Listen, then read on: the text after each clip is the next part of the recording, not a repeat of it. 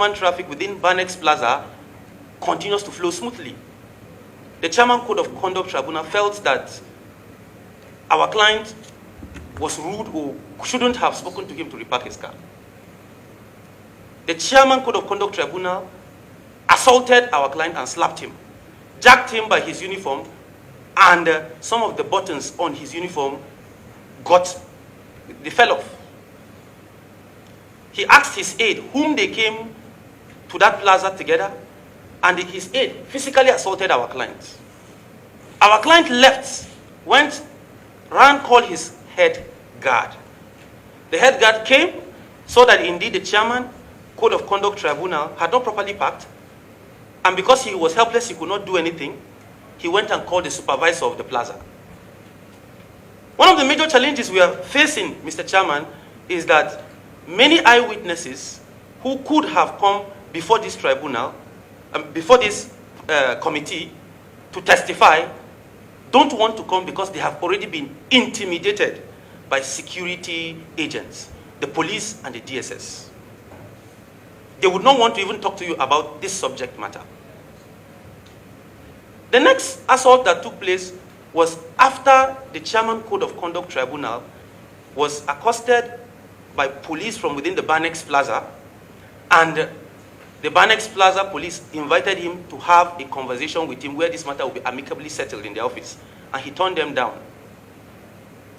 And that was when he sent that his security be called. He sent his aide that they were in the vehicle together. His aide left, went and called his security, who later arrived. It was on their arrival that the cameras started rolling. And everything that transpired in that video that is viral online happened. Mr. Chairman, recently a black American was killed in America by a police officer kneeling on his neck. The reason why the police officer has been convicted of committing that crime today is because of the availability of video evidence for the jury to make its own opinion about it.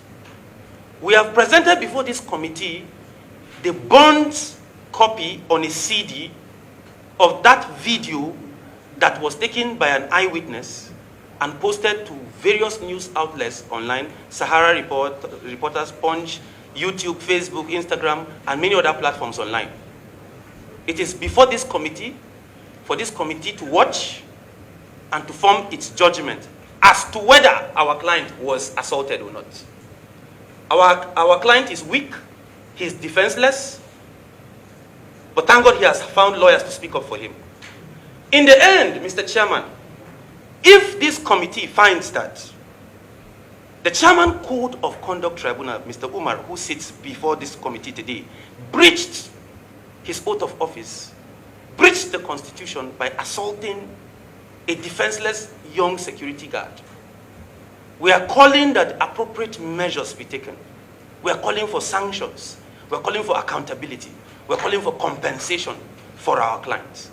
The statement of claim has just been filed this afternoon or this morning by the petitioner, has not been served on me.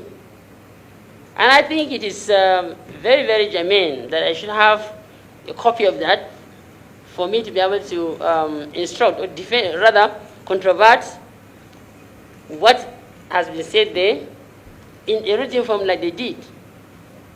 I don't even know about this thing that he has actually filed today. So be that as it may, I will briefly just say that for me to be able to respond holistically as what has been presented by the written statement of the petition as contained here can best be done by me if I'm given a copy, study it, and then properly put down. Okay, then properly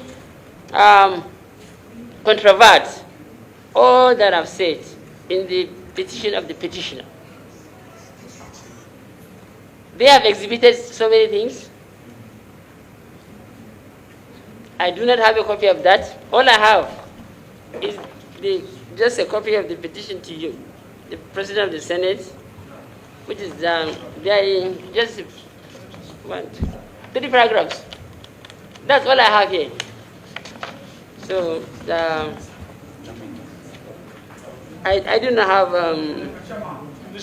Well, when a petition is laid before the Senate, a copy of that petition is referred to this committee. And when we are inviting respondent, a copy of that petition is the duty of the clerk of the committee to forward it to the respondent. The onus is not on the petitioner to forward it. It's not the court of law. This is the court of the people. Court of the people in the legislature. So the question is that we ask my committee clerk, because before anybody can be invited before this committee, a copy of the petition will forward a letter of invitation. And not less than 7 days notice is given. So we will now ask Justice Umar whether the invitation of this committee is accompanied by the petition laid before the Senate.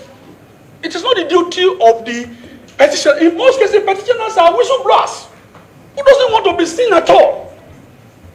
When we have the copy of the petition before the Senate, the clerk of the committee attach a copy of that petition with letter of invitation. So our question now is, sir, the invitation given to you by the clerk of this committee, was it accompanied with a copy of the petition laid before the Senate of Federal Republic? Yes or no? If it is now no, then we now say, okay, let's give it up to come back again. But if it is no, if it is yes, that we have already served, what other information does he need to? Because the petition laid before the Senate is what we have sent to you. So the question is for you, sir. The petition, the letter of invitation sent to you to invite you today, was it accompanied with the letter of invitation? A copy of the petition, yes or no? That's it. The letter of invitation from this distinguished committee is already accompanied by the petition, by the concise, or just an excerpt of the petition by T.V. Ramnath, but it's not accompanied with the statement of the petition, the statement of claim, which they now have said they have exhibited 4 videos, 2 in slow motion and 2 in actually normal. That has not been served on me, and that it contains the fundamental information which transfer. This data petition is very. It's just about how many? Very brief. Does not contain anything. It's just about just 3 paragraphs or so.